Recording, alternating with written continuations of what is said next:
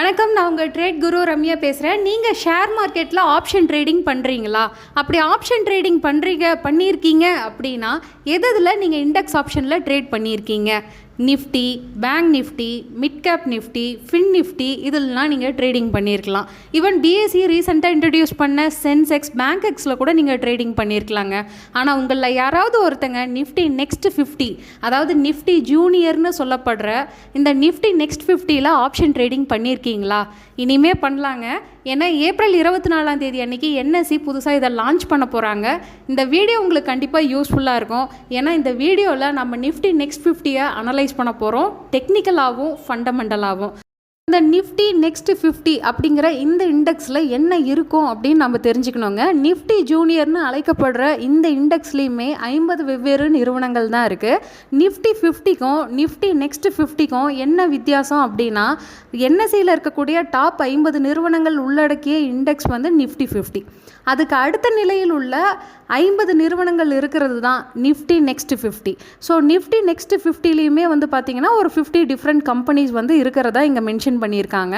Next வந்து இந்த index Nifty next 50ங்கிறது என்எஸ்சியால் 1996 வருஷம் லான்ச் பண்ணப்பட்டிருக்குது. செக்டோரல் வைஸாக இந்த நிஃப்டி நெக்ஸ்ட் 50ல் எந்த செக்டருக்கு அதிகமான வெயிட்டேஜ் இருக்குதுன்னு பார்த்தீங்கன்னா, நிஃப்டி 50ல் இருக்கிற மாதிரியே நிஃப்டி நெக்ஸ்ட் 50லேயும் ஃபினான்ஷியல் சர்வீசஸ்க்கு தாங்க அதிகமான வெயிட்டேஜ். கிட்டத்தட்ட 23.76% வந்து ஃபினான்ஷியல் சர்வீசஸ் ஷேருக்கு தான் வெயிட்டேஜ் அதிகமாக இருக்குது.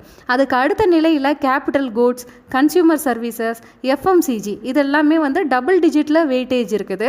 சிங்கிள் டிஜிட் வெயிட்டேஜில் ரொம்ப லீஸ்ட் குறைவான வெயிட்டேஜ் இருக்கிற செக்டர் வந்து பார்த்திங்கன்னா ஹெல்த் கேர், நிஃப்டி நெக்ஸ்ட் 50 பொறுத்த வரைக்கும். அதே கம்பெனி வைஸ் நீங்கள் வந்து அனலைஸ் பண்ணுறீங்க வெயிட்டேஜை அப்படின்னா, நீங்கள் கவனிக்க வேண்டிய நிறுவனங்கள் ட்ரெண்ட் லிமிடெட். இந்த கம்பெனிக்கு மோர் தென் 4.4%, அதாவது 4.8% மேலே வெயிட்டேஜ் வந்து இருக்குது. Bharat electronics, Tata power, Hindustan aeronautics, Indian oil corporation, DLF, PFC, REC, InterGlobe aviation, TVS motor இந்த நிறுவனமெல்லாம் டாப் வெயிட்டேஜ் இருக்கிற கம்பெனிஸ். நிஃப்டி நெக்ஸ்ட் 50ல் இருக்க 50 கம்பெனியோட லிஸ்ட்டு தான் இந்த எக்ஸல் ஷீட்டில் நீங்கள் பார்த்துக்கிட்டு இருக்கீங்க. நான் ஏற்கனவே காமிச்ச பிடிஎஃப் ஃபைலாக இருக்கட்டும், இந்த எக்ஸல் ஷீட்டு ரெண்டுமே இந்த வீடியோவுக்கு கீழே நான் அட்டாச் பண்ணுறேன். தேவைப்படுறவங்க டவுன்லோட் பண்ணி பார்த்துக்கோங்க. முக்கியமான கம்பெனிஸில் எஸ்பெஷலி ஃபினான்ஷியல் சர்வீசஸில் இருக்கிறத நான் ஹைலைட் பண்ணியிருக்கேன். ஏன்னா இந்த இண்டெக்ஸை பொறுத்த வரைக்கும் ஃபினான்ஷியல் சர்வீசஸ்க்கு தான் அதிகமான வெயிட்டேஜ் இருக்குது. So Bajaj holdings, bank of Baroda, Canara bank, Cholamandalam finance, ICICI general insurance, ICICI prudential life insurance, IRFC, Jio financial services, LIC, PFC, Punjab national bank, REC, SBI cards இது எல்லாமே வந்து பார்த்திங்கன்னா நிஃப்டி நெக்ஸ்ட் 50ல் இருக்குது. இது தவிர இம்பார்ட்டண்ட்டான ஷேர்ஸ், அதாவது வெயிட்டேஜ் வந்து நம்ம வெயிட்டேஜ் கன்ஸ்டியூட்டன்ட்டில் பார்க்கல, பட் அது தவிர்த்து இம்பார்ட்டண்ட்டான ஷேர்ஸ் வந்து பார்த்திங்கன்னா Vedanta, torrent pharma, Tata power, Shree cement, Siemens, SRF, Marico, Pidilite industries இதில் இருக்கிறது எல்லாமே வந்து பார்த்திங்கன்னா ரொம்ப இம்பார்ட்டண்ட்டான ஷேர்ஸாக தான் இருக்கும். அதுலேயும் especially Adani power, Adani total gas, Ambuja cements, avenue super marts, Adani green energy, energy solutions இது மாதிரியான இம்பார்ட்டன்ட் ஷேர், கோல்கேட் உட்பட எல்லாமே நிறைய நல்ல மூவ்மெண்ட் கொடுக்குற ஷேர்ஸ் எல்லாமே இருக்கிற ஒரு இண்டெக்ஸ் தான் நிஃப்டி நெக்ஸ்ட் 50. நிஃப்டி நெக்ஸ்ட் 50 பொறுத்த வரைக்கும் இப்போதைக்கு லாட் சைஸ் 10 அப்படின்னு சொல்லியிருக்காங்க. 10 யூனிட் தான் ஒரு லாட் அப்படின்னு சொல்லியிருக்காங்க என்எஸ்சி. வீக்லி எக்ஸ்பைரி பற்றி எதுவும் மென்ஷன் பண்ணலைங்க. மந்த்லி கான்ட்ராக்ட்ஸ் பற்றி தான் சொல்லியிருக்காங்க. எவ்ரி மந்த் லாஸ்ட் ஃப்ரைடே அன்றைக்கி எக்ஸ்பைரின்னு சொல்லியிருக்காங்க. ஸோ இப்போதைக்கு வந்து ஃப்ரைடே தான், கம்மிங் ஃப்ரைடே வந்து எக்ஸ்பைரியாக இருக்கும். ஸோ நிஃப்டி நெக்ஸ்ட் 50யோட டெக்னிக்கல் லெவல்ஸ் தான் நீங்கள் இப்போ ஸ்க்ரீனில் பார்த்துக்கிட்டு இருக்கிறது. இப்போ ரீசெண்டாக வந்து பார்த்திங்கன்னா 63,733 வரைக்கும் ஹை போயிருந்துச்சு நிஃப்டி நெக்ஸ்ட் 50. அதுதான் அதோடைய லைஃப் டைம் ஹை.